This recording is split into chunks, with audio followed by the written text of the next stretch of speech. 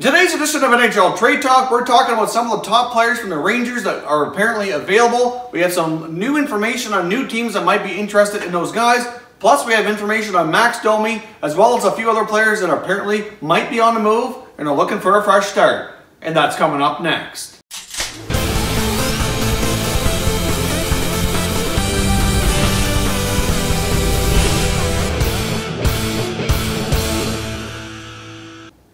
Welcome back to another video here at Top Shelf Hockey. If you're new to the channel, thanks for stopping by. We review and discuss all 31 NHL teams, so if you're a huge hockey fan, consider subscribing and clicking the bell so you don't miss anything.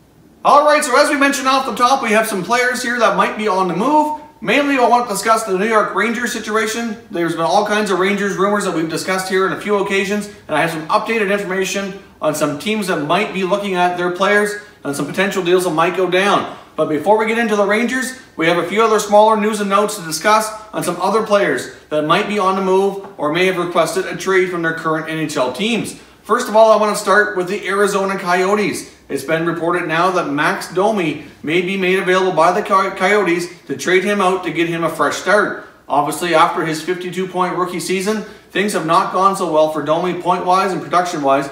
And if you look at the last year and this year, his production is really stalled and has really dropped down considerably. I know at one point this season he was getting a lot of playing time with youngster Clayton Keller, and things were going pretty well. He was certainly getting a few more assists. He hasn't scored a whole lot this year, but really if you look at the grand scheme of things, it looks like his production's really fallen off as a whole. Now the Coyotes obviously have a lot of young players that they're trying to work out and develop here, and it's unfortunate really that Domi hasn't progressed further. He came out of junior with such potential, and I think there's just a lot of people that still believe that potential can still be realized.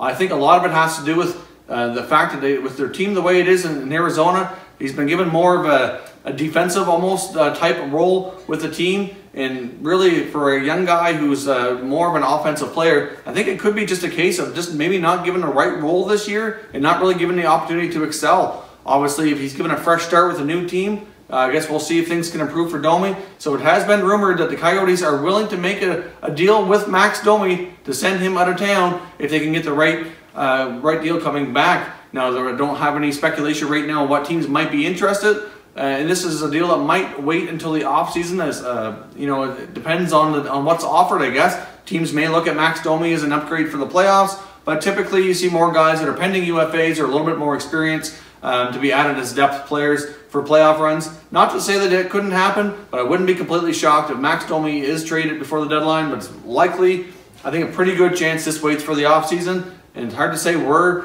exactly he ends up, but it's quite possible Domi could be on the move here coming soon. Now another team that's jumped into the trading rumors is the Winnipeg Jets. Now it's been speculated that even though before we said that more likely, my opinion was that the Jets probably won't do a whole lot at the forward position except maybe add depth, but there's been some speculation now and some reliable sources that the Jets may look to add a top 6 forward. So that's took me a little bit by surprise, considering that Scheifele will be back soon and the Jets have been able to kind of hold down the fort and do relatively well in his absence. The emergence of Blake Wheeler, and if you look at some of the other younger players like Patrick Laine especially, and Ehlers, just to name a couple more, you know, they're doing quite well. So it kind of surprises me that they would look for that. I mean, the Jets have done really well, as we discussed here before. The Winnipeg Jets have done a really good at drafting and developing their players. If you've never seen that video, there is a video on this channel dedicated to the Jets and how well they've done with drafting and developing. I'll put a YouTube card up to right here for that video. You can certainly check it out.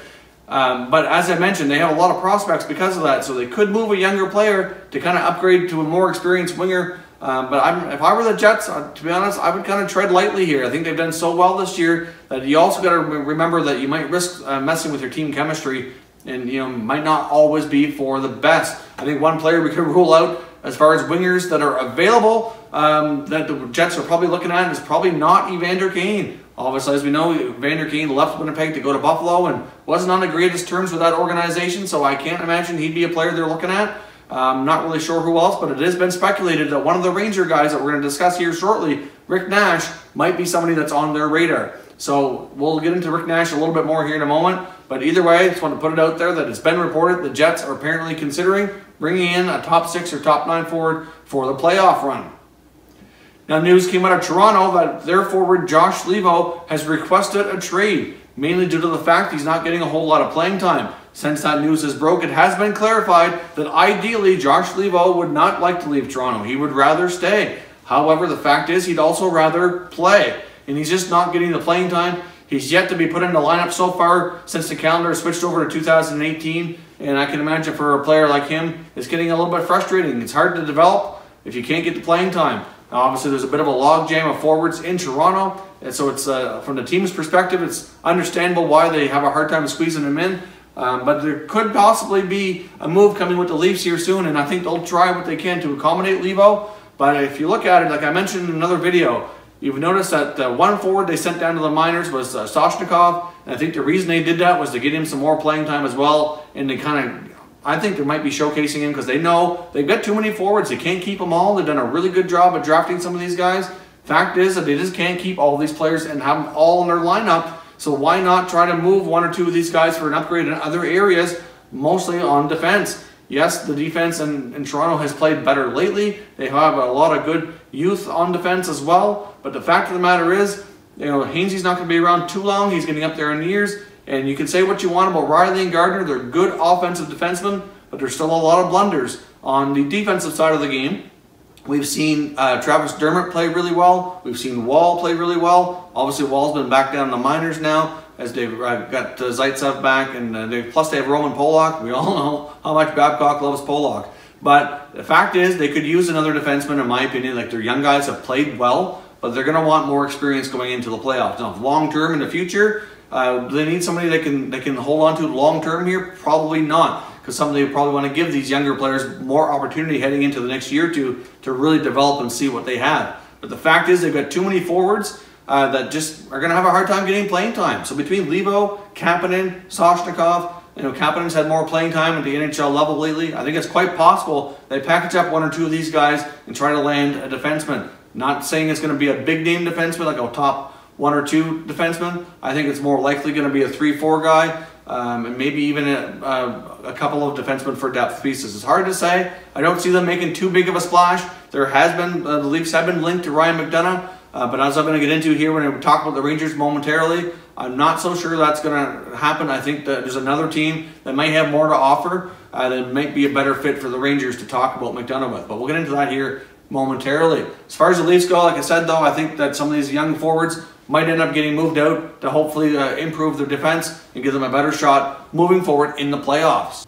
Alright, so let's jump into the New York Rangers. Obviously, it's been reported here recently that we've talked about the Rangers on a couple of occasions, that it looks as though the Rangers are ready to kind of put up the for sale sign and move out a lot of their older players that have been around a while, like their pending UFAs, Rick Nash, Michael Grabner, and it's even being reported they would consider moving Ryan McDonagh as well as Matt Zuccarello. I don't think they're in a major hurry to do so. If it doesn't happen before the deadline, I think those deals will kind of percolate into the off-season.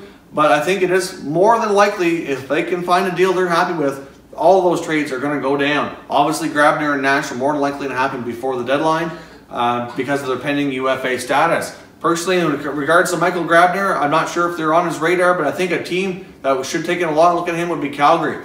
Calgary has been trouble with consistent play lately. He's a fast player. He can keep up with a lot of their fast forwards. They do have a lot of speed in their top six. And I think he would be a good fit. He can skate with them. He's proven that he can score. And he doesn't have a big contract. It's a situation where they can kind of evaluate the rest of the year and determine if he's a player they want to keep in the fold longer term or not. So I think the Flames should take a long, hard look at Michael Grabner. As far as Rick Nash goes, there's a number of teams that are apparently showing interest in his services. And it's also been reported that to make this happen, the Rangers are willing to eat quite a bit of salary. I believe the maximum they're allowed to do is 50%. And they'll consider up to that much to move Nash to another team before the playoff run.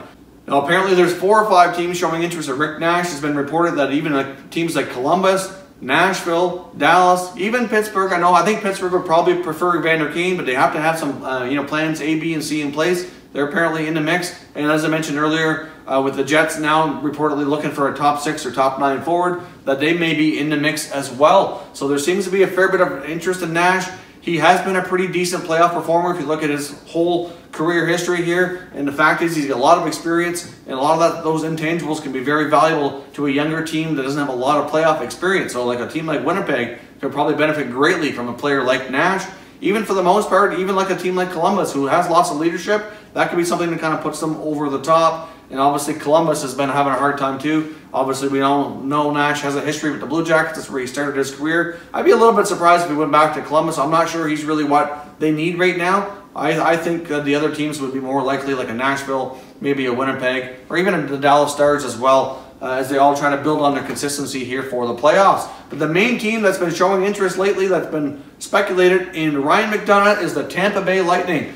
Yes, as good as Tampa is, they have room in their salary cap to get even better, and they certainly want to go all in. They're going to push for a Stanley Cup run here. I think the two teams you're going to see the most potentially biggest moves from here to kind of go all in is going to be Tampa and Nashville. I don't think Nashville's done, even though the Fisher's coming back. I think they're not done either. But if you look at the Tampa Bay Lightning, they could really use a player like McDonagh for sure. I mean, really, if you look, they've already got Victor Hedman's their top defenseman, but with McDonagh being like a number 2, number 3 guy, is going to be that much playing a much bigger role and do even better than he has done in New York.